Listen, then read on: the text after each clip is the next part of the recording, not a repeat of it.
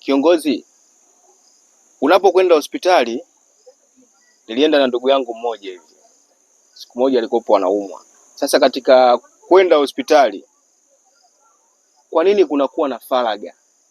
Na ikiwa si tumeenda wote wawili? Wewe wakati wa matibabu alipofika sehemu ya kupewa majibu, ikabidi wewe utoke. Ndio. Ili kusudi apewe majibu. Ndio. Ni sawa. Alikuwa iko sahihi kabisa hivi. Kwa nini? Mgonjwa ndo anachagua majibu ashare na nani. Tatizo lake anaweza asipendezwe kushare na kila mtu, akachagua ashare na watu wachache. Ndio maana wewe ulibidi utoke ili apewe majibu na njia za kukabiliana.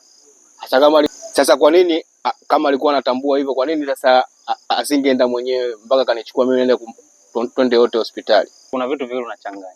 Yeye alikutaka msaada wa kwenda naye mpaka hospitali, sehemu ya matibabu, akapata matibabu. Na wakati wa kupewa majibu, anataka apewe majibu peke yake, alafu atashauriana jinsi ya kudili na tatizo lake. Yeye na daktari anaweza akadili nalo yeye peke yake au atahitaji msaada pia kama ambavyo alimsindikiza, lakini mgonjwa ndiye anayeamua tatizo lake, nani alijue na nani asilijue.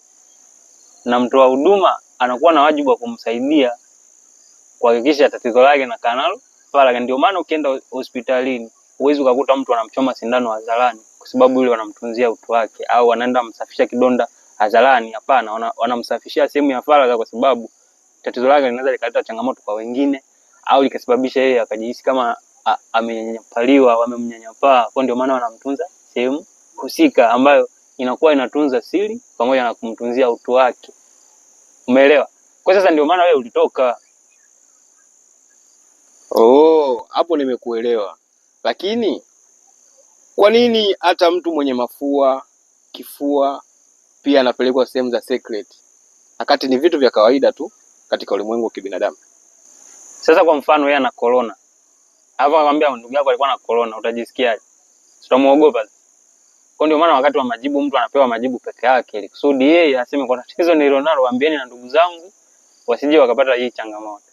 Lakini sio alazimishwi, yeye ndiye anakuwa na maamuzi kwamba changamoto ya kiafya nilionayo na ndugu zangu muambie au msiwaambie, au hii tatizo nitalisolve mimi mwenyewe.